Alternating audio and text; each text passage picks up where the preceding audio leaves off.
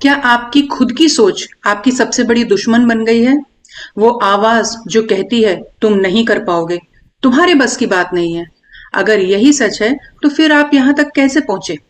एक खतरनाक झूठ जो हमें हर रोज दबोचता है, एक ऐसा धोखा जो हमें सबसे ज्यादा अपने ही मन से मिलता है।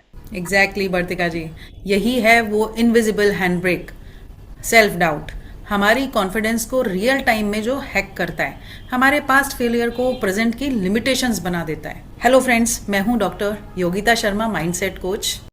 और मैं हूँ लाइफ प्रिंट कोच बर्तिका। बिल्कुल सही योगिता जी। और सबसे खतरनाक बात, कभी कभी फेलियर से ज्यादा यही डाउट है जो हमारे अटेम्प्ट्स को भी रोक देता है। हम ज्यादा ट्राई नहीं करते। पर एक सवाल, क्या यही पूरी सच्चाई है, या सिर्फ एक कंडीशनल रिस्पॉन्स है, या कोई आउटडेटेड सॉफ्टवेयर जो पुराने एक्सपीरियंसेस से ही रन हो रहा है? बिल्कुल वर्तिका जी, जब मैंने ये समझा तो गेम चेंज हो गया। वो क्रिटिक मेरी आइडेंटिटी नहीं, बस एक हैबिट थी। और हैबिट्स रिवायर्ड हो सकती हैं। बिल्कुल। तो आज हम यहीं से शुरुआत करेंगे, इनर क्रिटिक के बॉस बनने से, माइंड को रिट्रेन करने से। क्योंकि जब आप उस आवाज को चैलेंज करना सीख जाते हैं, क्या सच में, क्या सबूत है कि तुम सच बोल रहे हो, ये पूछना सीख जाते हैं, वहीं से रियल ग्रोथ शुरू होती है। और ये कोई पॉजिटिव थिंकिंग का सेशन नहीं है, ये ब्रेन रिवायरिंग का प्रैक्टिकल साइंस है। तो तैयार हैं आप लोग इनर वर्ल्ड का ऑपरेटिंग सिस्टम अपग्रेड करने के लिए? शुरू करते हैं। आज हम जिनसे मिलाने वाले हैं ना आपको, वो है सीमा कमाल, founder of the path finder, a visionary guide, a global healer. एक ऐसी महिला जिसके उपस्थिति लोगों को कंफ्यूजन से क्लियरिटी और पेन से पावर की तरफ ले जाती है। बिल्कुल। और 25 साल से भी अधिक वर्षों से जिन्होंने खुद को मानव मन की सबसे गहरी परतों में डुबो दिया है, healing emotional failures, decoding subconscious patterns and awakening individuals to the life the way they truly meant to live. एक neuro and counselling psychologist, brain reader, life coach, tarot expert और स्पिरिचुअल मेंटर के रूप में वे science based evidences को intuitive intelligence और गहन spiritual insight के साथ सीमलेसली ब्लेंड करती हैं। इस रेयर मास्टरी का परिणाम है लाइफ चेंजिंग ट्रांसफॉर्मेशन, जो अलग अलग देशों के लोगों को प्रभावित कर रहा है। यूथ, फैमिलीज, क्रिएटर्स, प्रोफेशनल्स और सीकर्स को वो trauma, anxiety, addiction, relationship conflict, destiny alignment और डीप इनर ट्रांसफॉर्मेशन की जर्नी में गाइड करती हैं। इसके साथ ही वह two sides of the mirror की ऑथर भी हैं। बिल्कुल, सीमा जी एक पैशनेट टीचर हैं, सोलफुल स्टोरी टेलर हैं और एक पावरफुल स्पिरिचुअल फोर्स हैं। उन्होंने हजारों लोगों को फियर से ऊपर उठने, अपनी इनर स्ट्रेंथ को रिक्लेम करने और पर्पस, बैलेंस और इमोशनल फ्रीडम से भरा जीवन जीने में मदद की है। So let's start to dive deep now. Welcome Seema ma'am. Thank you so much for such a warm welcome. I'm obliged. Yes, so let we start now. Seema ma'am, पहला सवाल आपसे, आपके हिसाब से सेल्फ डाउट होता क्या है?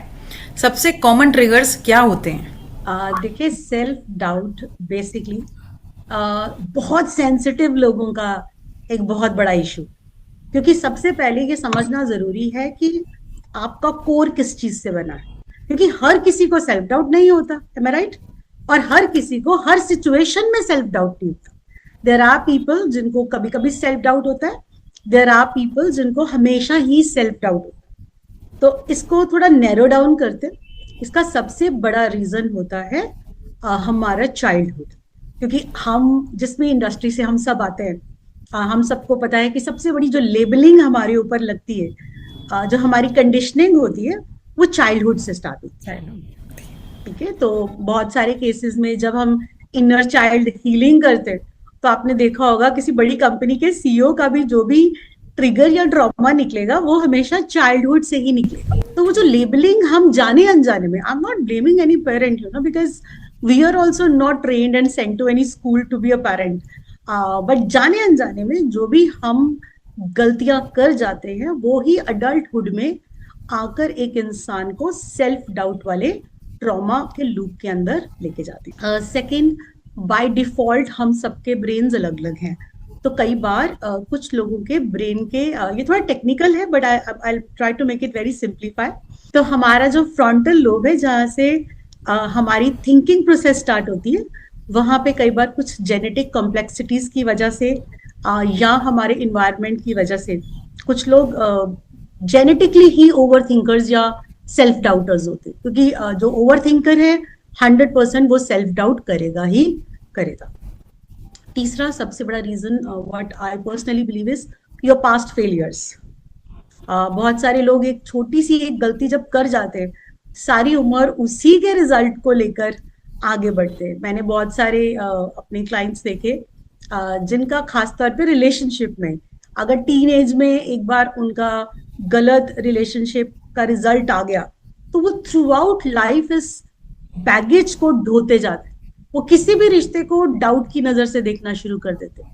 और लास्ट, जो हर पेरेंट तक बात पहुंचनी चाहिए, अपने बच्चों को बहुत छोटी एज में इंडिपेंडेंटली डिसीजन मेकिंग सिखाइए, जो कि छोटी छोटी बातों से स्टार्ट हो सकती है। मैं जब भी टीन नर्चरिंग प्रोग्राम करती हूँ, उसमें मेरा सबसे बड़ा जो मुझे लगता है प्लस पॉइंट है, मैं हर पेरेंट को बोलती हूँ कि घर के छोटे डिसीजंस के टाइम पे बच्चों को साथ बिठाएं, उनसे पूछे आपका क्या ओपिनियन है, लेट देम से ओपनली। इससे जो नर्चरिंग होगी, आई थिंक वो आने वाले टाइम में बहुत सारे अडल्टहुड के सेल्फ डाउट को खत्म कर सकते। Wonderful wonderful. अच्छा देखिए, आजकल मैं क्या देखती हूँ, कुछ लोग ना लो सेल्फ एस्टीम से भी घिरे हुए होते हैं, स्पेशली यूथ की, जैसे अभी आपने बात की। तो क्या सेल्फ डाउट और लो सेल्फ एस्टीम दोनों एक ही चीज है या अलग अलग है? अरे बिल्कुल भी नहीं, बिकॉज जो हमारी लो सेल्फ आइडेंटिटी है वो हमारी कोर पर्सनालिटी का एक हिस्सा है, और जो हमारा सेल्फ डाउट है वो situational. Let's for an example, यहाँ पर हम एक क्लासिकल केस हिस्ट्री उठाते हैं, और इंडिया की भी नहीं, मैं अपने इटली के एक क्लाइंट के बच्चे की बात करने जा रही हूँ। तो उसकी जब हमने ब्रेन रिपोर्ट की, तो हमें पता चला कि जो उसकी लो सेल्फ आइडेंटिटी है वो डेफिनेटली उसके जेनेटिक्स की वजह से है। क्योंकि बहुत सारे केसेस में आपने देखा होगा, हम अपने पेरेंट्स पे ही जाते हैं, राइट?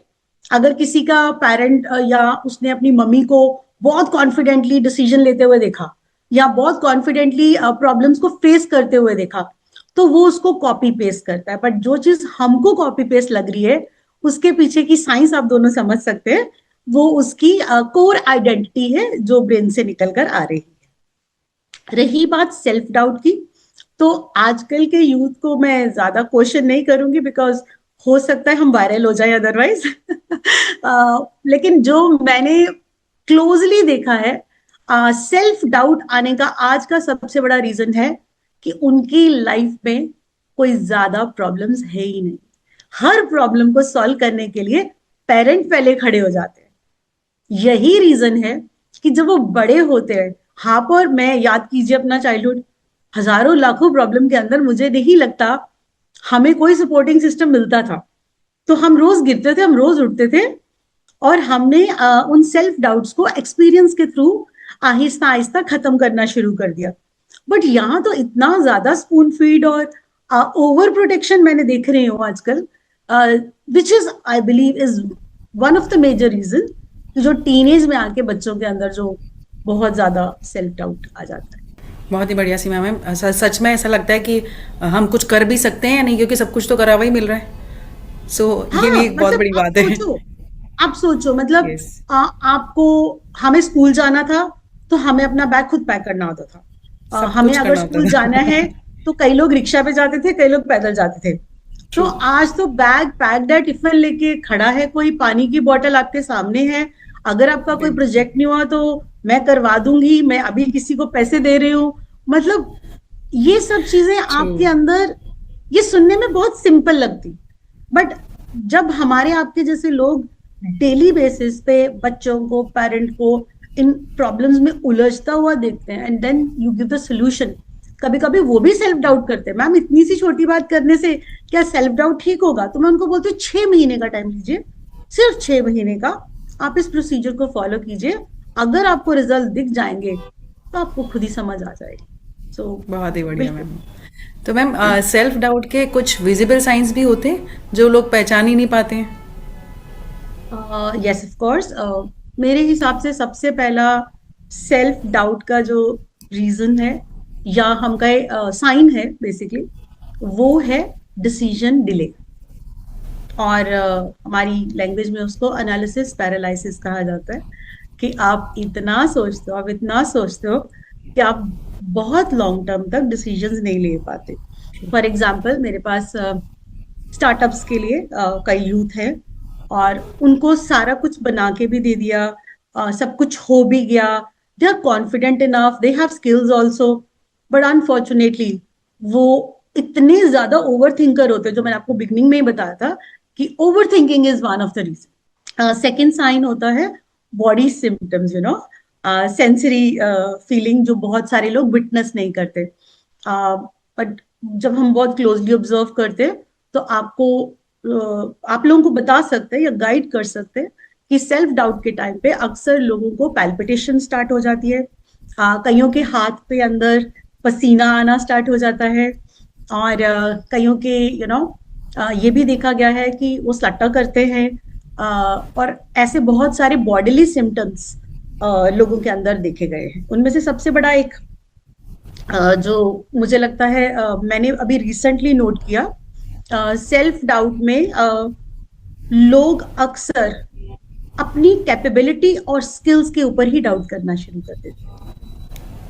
मतलब इतने नॉलेजेबल लोग मैंने अपनी लाइफ में देखे, मुझे लगता है कि मैंने बहुत सारे कई लोगों को इनकरेज किया कि may be my knowledge is just half to you, but आप ये चीज क्यों नहीं कर रहे। तो उनको मतलब लगता था कि नहीं मैं ये कर नहीं सकती या मैं कर नहीं सकता, और वापस अगर जाए तो वो डीप रीजन फिर से childhood nurturing. So very nice actually. मेरा क्वेश्चन इसी से रिलेटेड है। जैसे अभी आपने कहा ना, आपने बहुत जाने माने लोगों को भी सेल्फ डाउट से बाहर निकलने में हेल्प किया है, पर क्या कभी आपने अपनी लाइफ में सेल्फ डाउट एक्सपीरियंस किया है? और अगर किया है तो उस समय आपको कैसा फील हुआ था? जो ये कहेगा कि मुझे लाइफ में कभी सेल्फ डाउट नहीं हुआ, उससे बड़ा लायर कोई हो नहीं सकता। ट्रू। और ट्रस्ट मी, वैसे तो मैं, आपको पता है कि you know my brain, I hardly have any self doubts, but honestly speaking on a very humble ground, मुझे जिंदगी का सबसे बड़ा सेल्फ डाउट दो सिचुएशंस में आया। एक, जब मैं हीलिंग में आई और लोग इतने क्रॉनिकल केसेस ठीक होने शुरू हो गए, तो मुझे मेरे ऊपर शक होना शुरू हो गया। मैं कभी कभी सोचती थी मेरे में कोई मैजिकल पावर आ गई, यू नो, या अरे अगर मैंने इसको ठीक कर दिया और अगले को ठीक नहीं कर पाई तो। और कुछ केसेस में जहां हम भी स्टक होते हैं, यू नो, मतलब थोड़ी देर के लिए, तो मुझे वहां सेल्फ डाउट के साथ साथ डर भी लगना शुरू हुआ।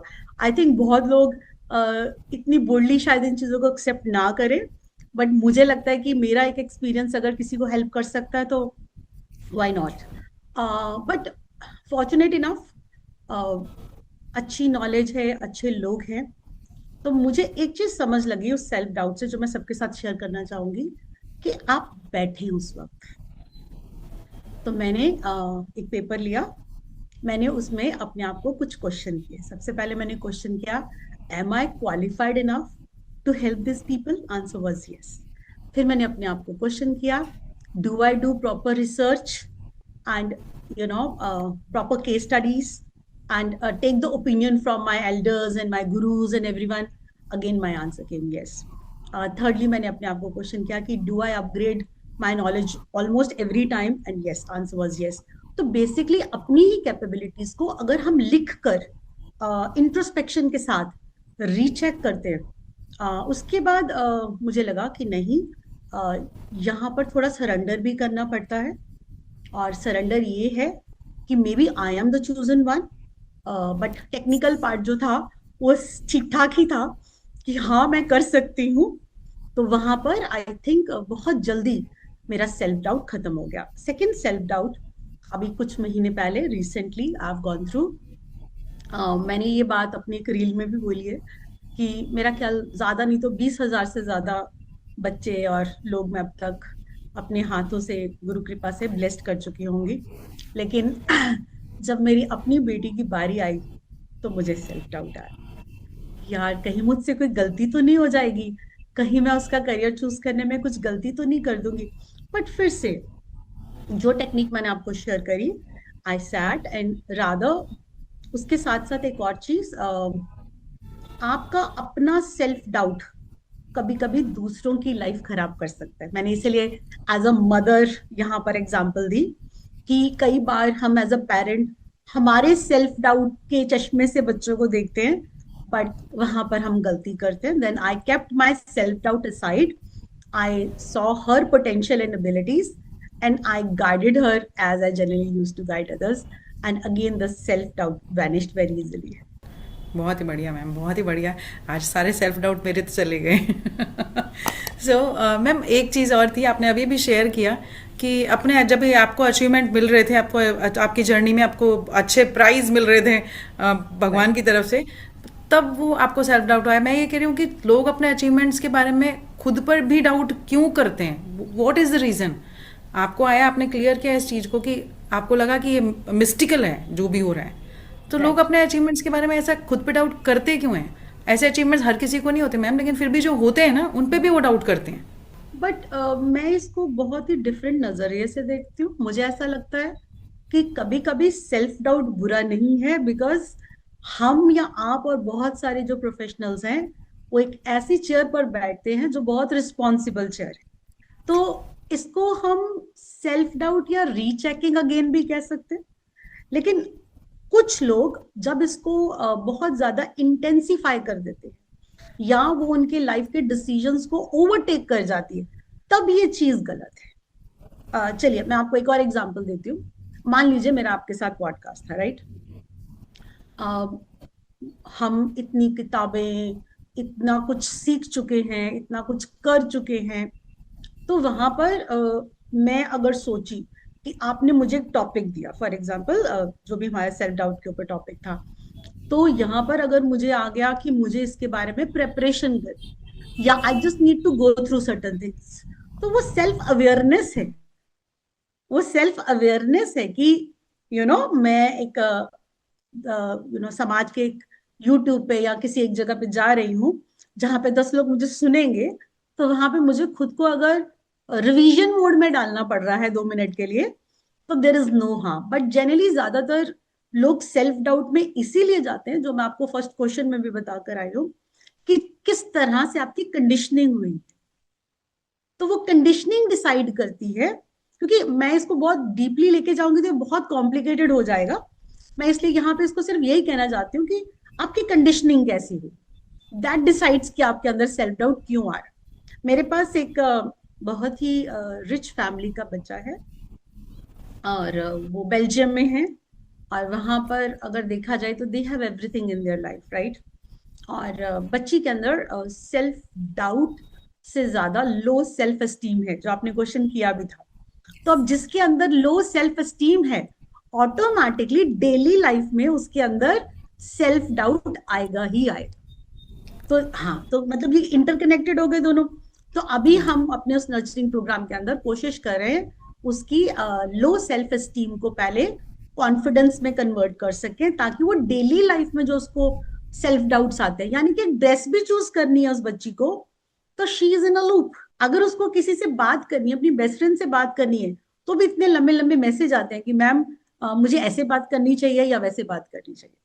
So yeah, very very chronicle cases of self doubt I have witnessed in my life, but इसका root cause conditioning है।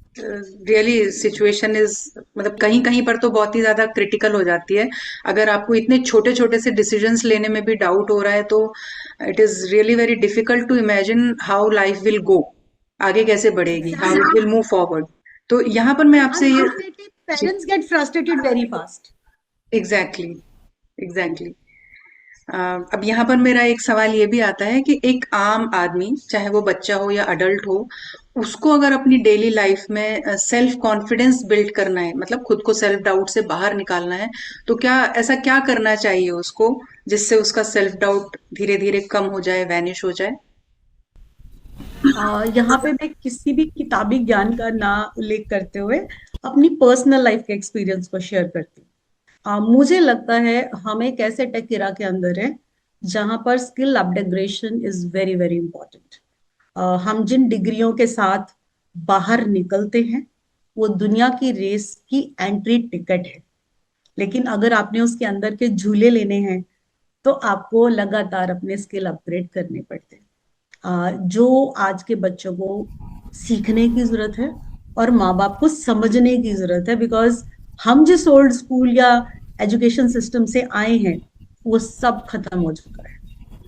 नंबर टू, कभी भी अगर आपको सेल्फ डाउट आए तो आपके पास डेफिनेटली कुछ ना कुछ लोग होते होंगे। फॉर एग्जाम्पल, मेरे पास अपने कोवर्कर्स हैं, फ्रेंड्स हैं, मेरे मॉम डैड हैं।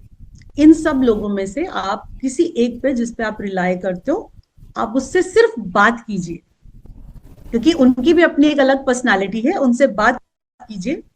थर्ड, ये जो मैंने लिखने का आपको सिस्टम बताया है, ये बहुत ही ज्यादा ब्रेन से रिलेटेड एक टेक्निक है, बिकॉज जब हम लिखते हैं वी गेट मोर क्लैरिटी। तो जैसे मैंने आपको बताया कि अपने डूज एंड डोंट्स मैंने चेक किए कि क्या मेरे में ये है या नहीं, तो अगर हम उसको लिखना स्टार्ट कर दें तो हमें बहुत सारी पिक्चर क्लियर हो जाती।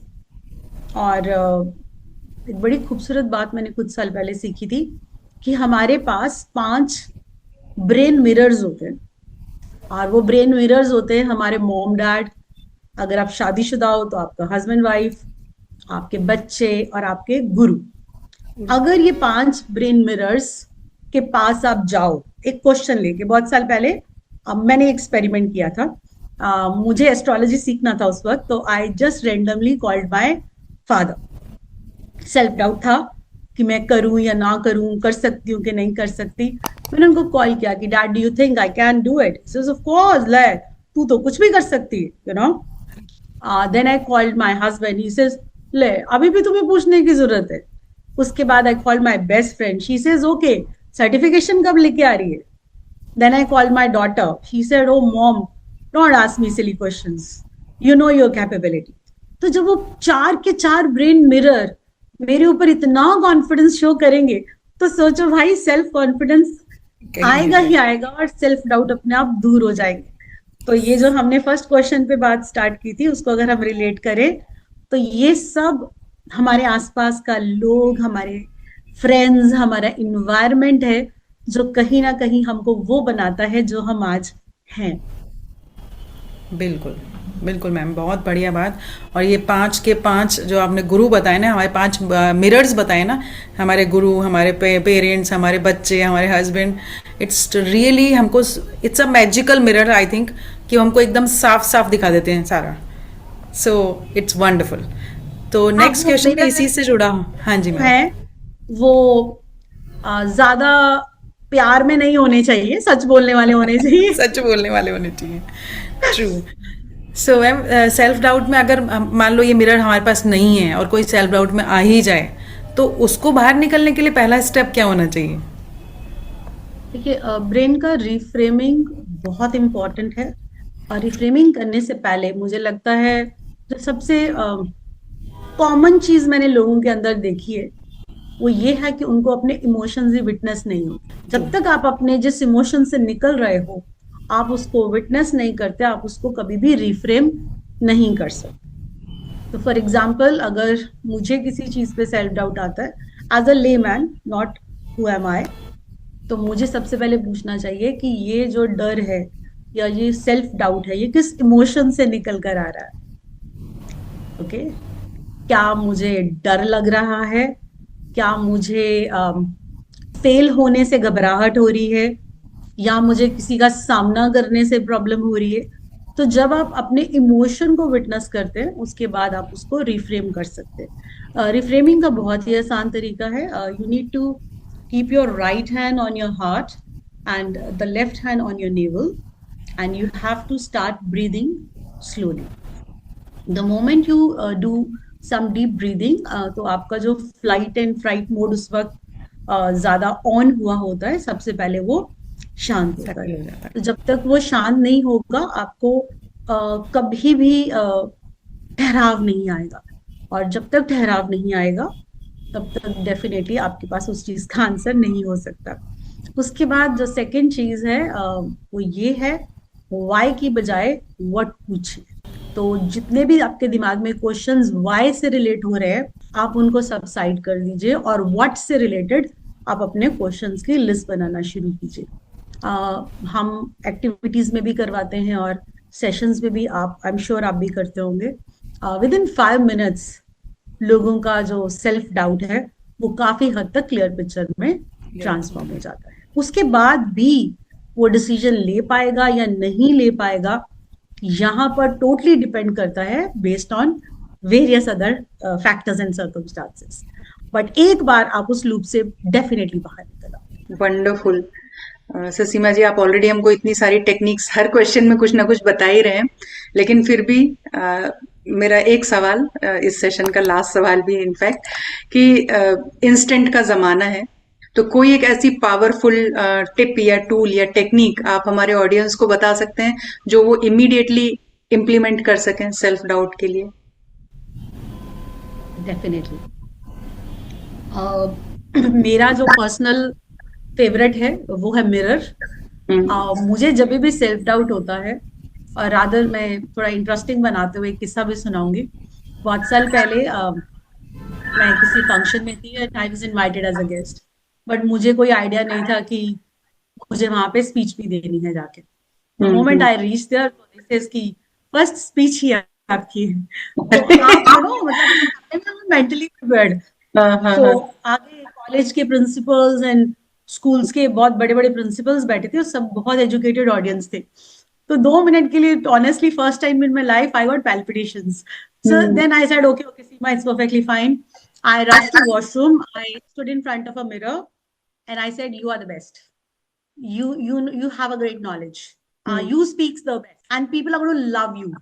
And you means जो भी अपने self love से related जितनी भी सारी चीजें थी, मैंने अपने आप को खुश किया। एंड सेकंड मेरी ये चीज है कि may be I train my mind, मैं लोगों को ना एकदम वो कर देती हूँ, शू कर देती हूँ कि वो है ही नहीं, है ही नहीं। When I reached on the stage I felt it's only me, you know, because जो चीज आपको पसंद है जब आप वो करते हो, मुझे लगता है नेचुरली आपको उसमें मजा आना स्टार्ट हो जाता है। एनर्जी वैसे ही फ्लो होती है एक्चुअली।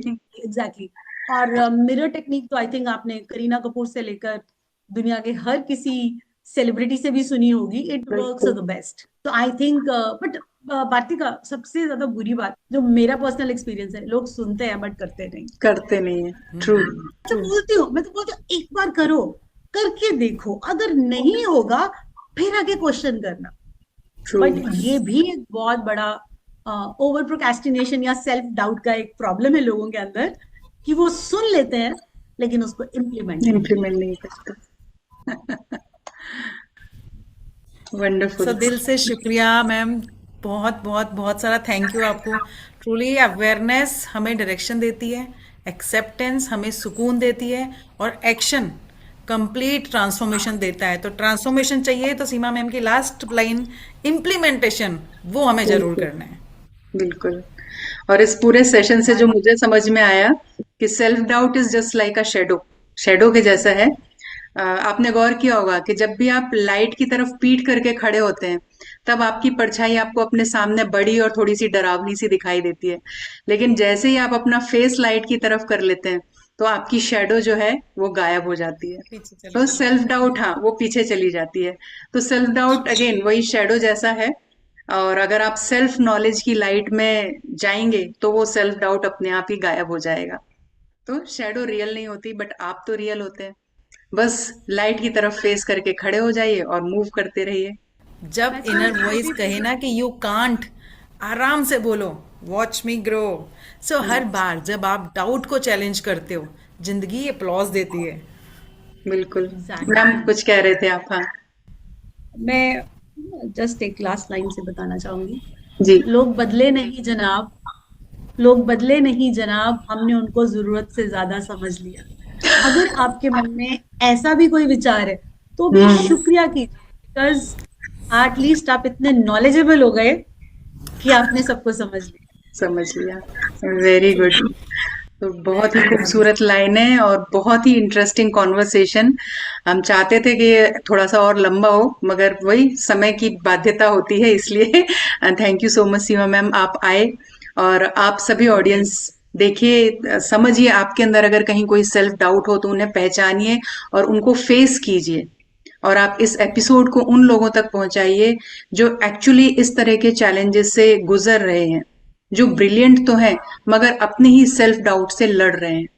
तो चलिए मिलते हैं नेक्स्ट एपिसोड में। Till then, Keep growing keep shining, keep believing in and you. keep believing you. Thank you. Thank you.